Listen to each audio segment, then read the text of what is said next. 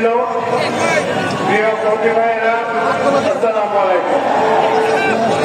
আমি খুব অল্প সময়ের মধ্যে 5 মিনিটের মধ্যে বক্তব্য শেষ করবো। স্লোগান না দিয়ে একটু কানটা খোলা রাখেন, দু একটি কথা বলে আমি চলতে। আজকে সারা বাংলাদেশে বিএনপি এবং অন্য সংগঠন সমূহ বিজয় র্যালি উদযাপন করছে। এই বিজয় দীর্ঘ 17 বছর আন্দোলন সংগ্রামের পর আমরা অর্জন করেছি। জুলাই আগস্ট মাসে গত বছর বেশ কয়েকটি তাজা প্রাণ রাজপথে চলে গিয়েছে। আমি প্রথমেই জুলাই আগস্ট গণঅভ্যুত্থানের শহীদ ব্যক্তিবর্গের, বিশেষ করে তরুণদের, ছাত্রদের জুলাইয়ের মাগফিরাত কামনা করি। আমরা অনেকেই ধারণা করেছিলাম যে শেখ হাসিনার মাফিয়া তন্ত্র যুগের পর যুগ ধরে চলবে।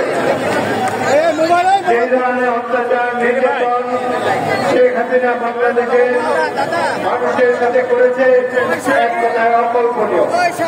পৃথিবীর অন্যতম নিষ্ঠুরতম শাসক ছিল শেখ হাসিনা। বহু মানুষকে খুন করেছে, হাজার হাজার কোটি কোটি ডলার বিদেশে পাচার করেছে। বাংলাদেশের প্রত্যন্ত অঞ্চলে বিভিন্ন জায়গায় তাদের সহায় সম্পত্তির ভোট পাওয়া যাচ্ছে। জাতীয় সংসদে শেখ পরিবারের 34 জন সদস্য ছিল, যারা কেউ ভোটে নির্বাচিত হয় না। কত প্রকার ভোট কারচুপি করা যায় বাংলাদেশে, সব শেখ হাসিনা এই দেশে তার উদাহরণ দেখে গিয়েছে। যাই হোক, একটা জিনিস প্রমাণ হলো যে আল্লাহ অনেককে ছাড় দেন, কিন্তু একেবারে ছেড়ে দেন না কাউকে। অবশেষে দীর্ঘ সংগ্রামের পর, বাংলাদেশের জনগণের আত্মত্যাগের পর এই মাফিয়া শেখ হাসিনা সরকারের পতন করেছে।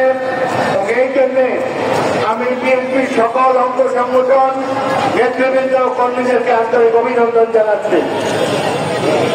অনেক ছাত্র, তরুণ ছাত্র যারা রাজনীতি করে না, তারাও মাঠে নেমে এসেছিল এই সরকারের পতন ঘটাবার জন্য। সবচেয়ে আশ্চর্যজনক বিষয় হল এবারে আন্দোলনে ছাত্রদের সাথে সাথে তাদের পিতা মাতারা অংশগ্রহণ করেছে। প্রকৃত অর্থে একটি গণ আন্দোলন আমরা গড়ে তুলেছিলাম। এই আন্দোলনে বিএনপির প্রায় 500 সদস্য শহীদ হয়েছে, বহু মানুষ জীবন দিয়েছে। সুতরাং আজকে আমরা তাদের জীবনের বিনিময়ে যে স্বাধীনতা আবার অর্জন করেছে, এটিকে অর্থবহ করে তুলতে হবে। যখন অন্তর্বর্তীকালীন সরকার মমতা ইউনূসের নেতৃত্বে দায়িত্ব গ্রহণ করেছে, একটা তারা বলার চেষ্টা করেছে যে তারা 5 বছরের জন্য এখানে এসেছে। কেউ কেউ বলার চেষ্টা করেছে ইউনূস সাহেবের সরকার যতদিন দরকার চলুক, আর নির্বাচিত সরকারের কোন প্রয়োজন নাই। তাদের কারো কারো মধ্যে রাজনৈতিক দলসমূহ এই দেশকে ধ্বংস করেছে, সুতরাং তাদের আর রাষ্ট্রক্ষমতায় যাওয়ার কোন সুযোগ নাই। আমরা বিএনপি জনগণের ভোটে 4 বার ক্ষমতায় গিয়েছি। আমরা রাষ্ট্র ক্ষমতায় যাওয়ার জন্য কখনোই ছিলাম না। কিন্তু বাংলাদেশের মতো একটি দেশে যদি জনগণের নির্বাচিত সরকার না থাকে, তাহলে এই দেশের উন্নয়ন হবে না। 1971 সালে শহীদ জিয়াউর রহমানের ডাকে সাড়া দিয়ে আমরা সারা দেশে মুক্তিযুদ্ধ সূচনা করেছিলাম।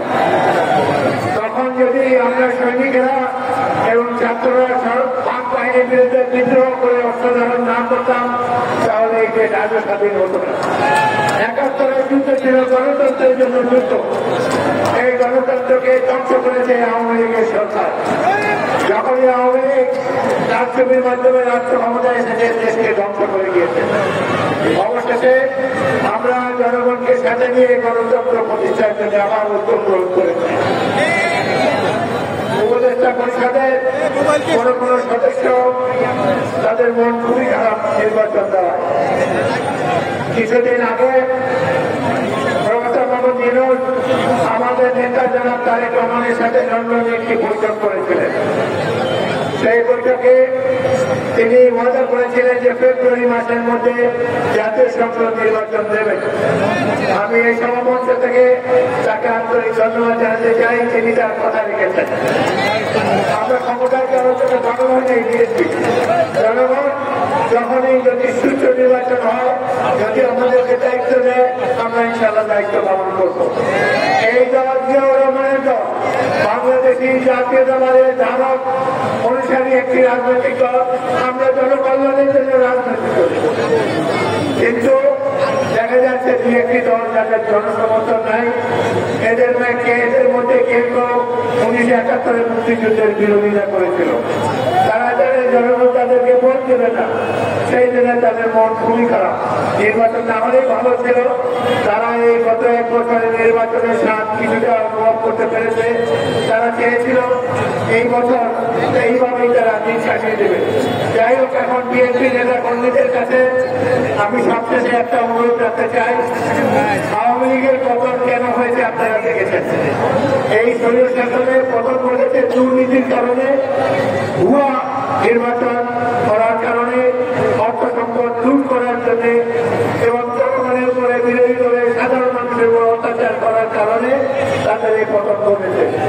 আমরা ইনশাআল্লাহ জনগণের সমর্থন নিয়ে আবার রাষ্ট্র ক্ষমতায় যাবে জিয়াউর রহমানের দল। কিন্তু আমাদের উপর অনেক দায়িত্ব। আমাদের সবাইকে সব থাকতে হবে, দুর্নীতির উঠে থাকতে হবে। যদি আমরা আওয়ামী লীগ যা করেছে সেটা আবার আমরা করি, আমাদের পরিণতি আওয়ামী লীগের মতো হবে। সেই কথাটা আপনারা সবাই মনে রাখবেন। আমরা একটা সুন্দর বাংলাদেশ গড়ে তুলতে চাই, গণতান্ত্রিক বাংলাদেশ গড়ে তুলতে চাই, যেখানে সাধারণ মানুষের কল্যাণের জন্য বিএনপি সকল নেতা কর্মীরা পরিশ্রম করবে। আপনাদের সবাইকে অসংখ্য ধন্যবাদ।